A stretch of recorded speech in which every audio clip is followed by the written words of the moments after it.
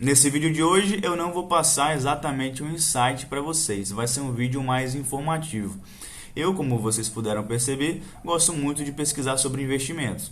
E eu, navegando aqui no YouTube, encontrei vários canais falando sobre a famosa reserva de emergência. Só que então, quando eu li esse livro do Gustavo Cerbasi, do título Como Organizar Sua Vida Financeira, eu encontrei uma descrição bem mais detalhada sobre essa reserva de emergência. E como eu nunca vi ninguém passando sobre isso, eu achei bacana detalhar ela aqui para vocês. Então, enquanto passa a vinheta, curta esse vídeo e se inscreva no canal caso você ainda não for inscrito.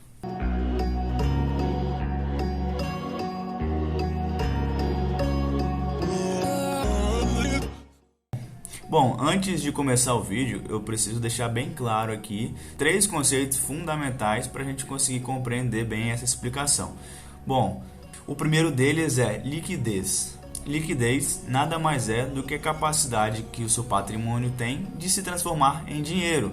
Por exemplo, quando você tem um imóvel, você tem um patrimônio de baixíssima liquidez, porque não é do dia para a noite que você estala os dedos e o seu patrimônio se transforma em dinheiro. Ao passo que quando você bota o dinheiro, por exemplo, no Tesouro Selic, de um dia para o outro você já consegue resgatar o seu dinheiro, então ele tem uma liquidez muito boa. O segundo termo é rentabilidade, É um nome mais intuitivo, mais conhecido, que é a capacidade que o seu investimento tem de se multiplicar. E a terceira característica é a segurança. Então, quando a gente fala de reserva de emergência, as principais características que a gente quer são segurança e liquidez. Então, a gente abre mão da rentabilidade para ter essas outras duas características. Bom, só para citar aqui, os principais tipos de reserva de emergência são Tesouro Selic, fundos de investimento com taxas de administração muito baixas, como por exemplo 0,3%, 0,4% no máximo, CDB com liquidez diária, Então eu estou falando aqui daquele CDB que vai render aproximadamente 100% do CDI. E não aquele CDB que vai deixar o seu dinheiro parado por anos e a liquidez só é no vencimento. Outro exemplo de reserva de emergência é a poupança.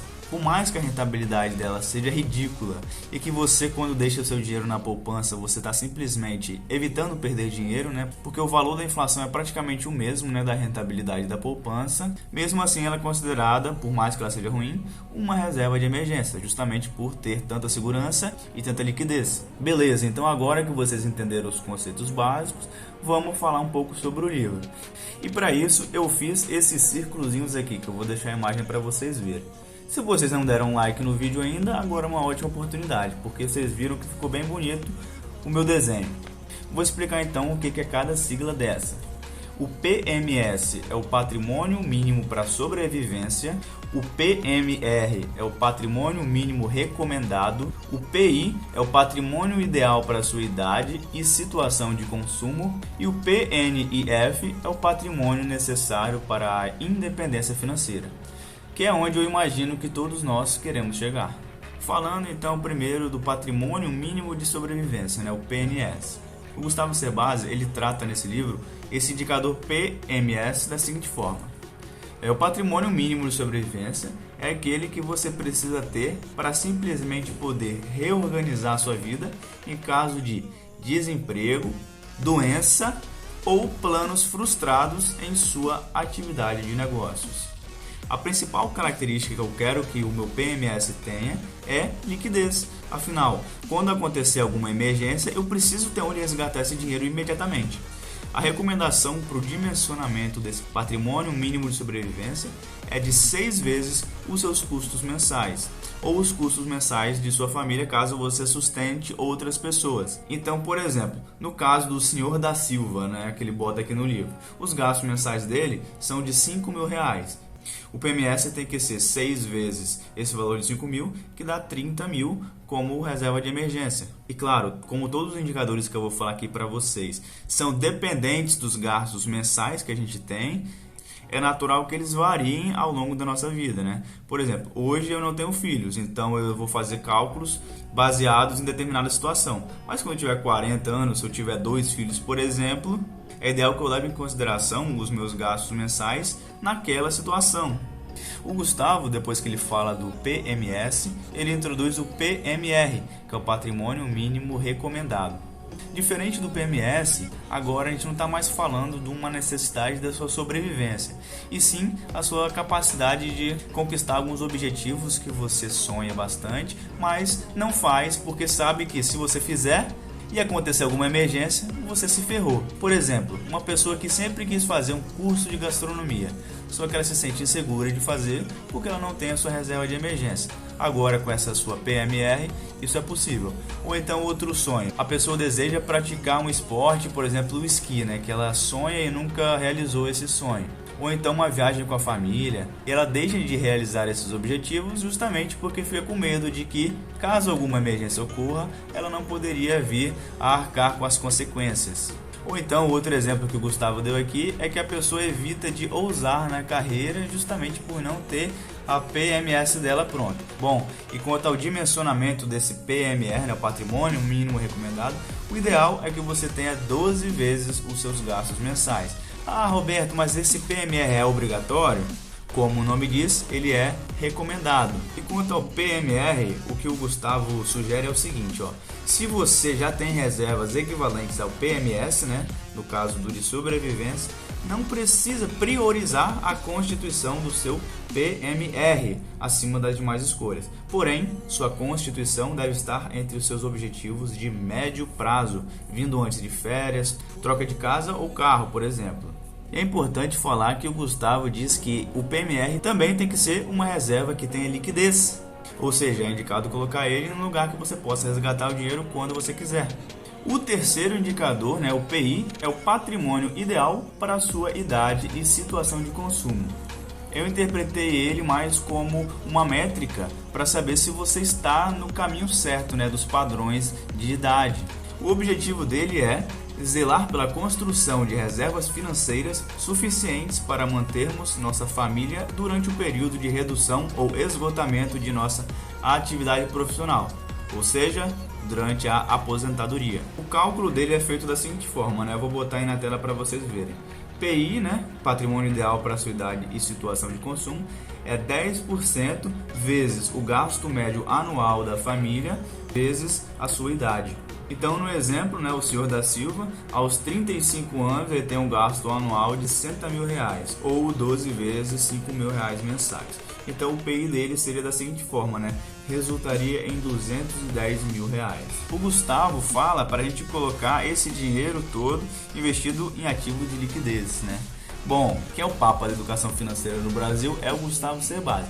Mas eu, Roberto, não aguentaria deixar um dinheiro desse todo em renda fixa, Eu prefiro já começar a migrar para renda variável, no caso desse valor todo do PI. Pelo menos uma boa parcela desse meu dinheiro estaria em renda variável. Agora, o problema de liquidez das ações é o seguinte: elas são ativos extremamente líquidos, Eu posso vender a hora que eu quiser e ter o dinheiro na minha mão, Isso elas proporcionam. Mas o problema é, como a gente está trabalhando com renda variável, ela oscila, Tem dia que ela sobe, tem dia que ela desce, tem época que ela está muito alta, tem época que ela está baixa. Então o risco é, você não pode usar ações como uma reserva de emergência, porque quando a emergência ocorre, ela é imprevisível, Então você não pode correr o risco de ter que vender suas ações num valor muito baixo para resolver essa sua emergência. E o próprio Gustavo fala que a grande falha desse PI é o seguinte, As suas reservas chegam uma hora que elas se esgotam, Ainda mais que sua expectativa de vida for muito maior do que a que você, entre aspas, projetou, talvez você tenha problemas com isso. Se você imaginou que você vai viver 85 anos e acabar vivendo 110 anos, suas reservas, fazendo exclusivamente essa estratégia, iriam se esgotar. Agora, por último, falando do PNIF, patrimônio necessário para a independência financeira, que é o mais divertido de todos. O cálculo dele supõe que os gastos anuais familiares devem ser totalmente cobertos pelos rendimentos líquidos dos investimentos. E aí a equação que ele usa é a seguinte, Vou botar aqui para vocês verem. PNIF é 12 vezes o gasto médio mensal da família dividido pelo rendimento líquido, Nesse caso aqui, ele botou 8% ao ano, Que é um valor totalmente factível. Ainda mais quando você tem uma carteira de investimentos bem estruturada. Então, no exemplo aqui do senhor da Silva, como os gastos mensais dele são 5 mil por mês, o PNIF dele chegou no valor de 750 mil reais. Com esse valor, ele consegue cobrir todos os custos mensais só com os rendimentos do investimento. Aqui no final, o Gustavo coloca um negócio muito importante que acabou ficando bem intuitivo, né? Porque eu fiz aquele monte de bola colorida lá que vocês viram no início do vídeo, mas eu vou falar aqui de novo. Importante, o PMS, o PMR, o PI e o PNIF não são indicadores excludentes, ou seja, você não precisa ter a soma dos 4 indicadores para estar com sua situação patrimonial equilibrada. Ou seja, um engloba o outro, né? Ficou bem fácil pela imagem que eu coloquei ele para vocês verem. Beleza, aí agora você me pergunta, Roberto, o que você sugere que eu faça? Seguinte, se eu fosse sugerir, seria mais ou menos o que eu fiz, né? Primeiro você vai investir na sua reserva de emergência de sobrevivência, né? No caso do livro é o PMS, porque é a parte mais urgente. Depois que você completa esse PMS, o PMR, como ele é recomendado, né, como um objetivo de médio prazo, você pode fazer assim como eu. Você vai estudando sobre o mercado de ações e vai colocando um pouquinho em renda variável, e caso você queira, também vai colocando um pouquinho mais nessa renda fixa que tem liquidez e aumentando o tamanho do seu PMR. Chegou lá no PMR suficiente, bicho, a partir daí você já está protegido, né? No caso lá do exemplo, a 12 meses, você já está protegido. Começa a colocar dinheiro naquele lugar que realmente vai trazer ganhos para você. Não estou falando para você fechar os olhos e comprar ações sem entender nada não. Você quer mesmo multiplicar o seu dinheiro? Começa a estudar renda variável. Eu vou falar como é a melhor forma do universo para você começar do zero, caso você realmente tenha interesse. Eu vou colocar 3 links de vídeo na descrição de um menino que explica com uma didática ímpar, né? Eu considero impossível que eu consiga explicar melhor do que ele. Por isso que eu não vou fazer vídeo aqui explicando o que é uma ação, porque falando para vocês, caso vocês tenham conhecimento zero no assunto, o melhor lugar para aprender. Então são 3 vídeos do Breno Perrucho, 2 sobre ações, né? Um ele fala do básico, do básico, do básico. O segundo ele começa a introduzir um pouco sobre os indicadores. E o terceiro fala sobre fundos imobiliários, que é um outro tipo de ativo da renda variável, que também são excelentes formas de colocar dinheiro no seu bolso. Então, se vocês se interessaram pelo assunto de reserva de emergência, sobre ações e investimento no geral, eu peço que, por favor, curtam o vídeo caso vocês não tenham curtido e se inscrevam no canal. Eu vou deixar aqui na descrição esse livro que eu citei, que é do Gustavo Cerbasi, que é o Papa da Educação Financeira no Brasil, tanto que o livro dele é Como Organizar a Sua Vida Financeira. E esse foi o canal Insights Aleatórios. Até o próximo vídeo e tchau!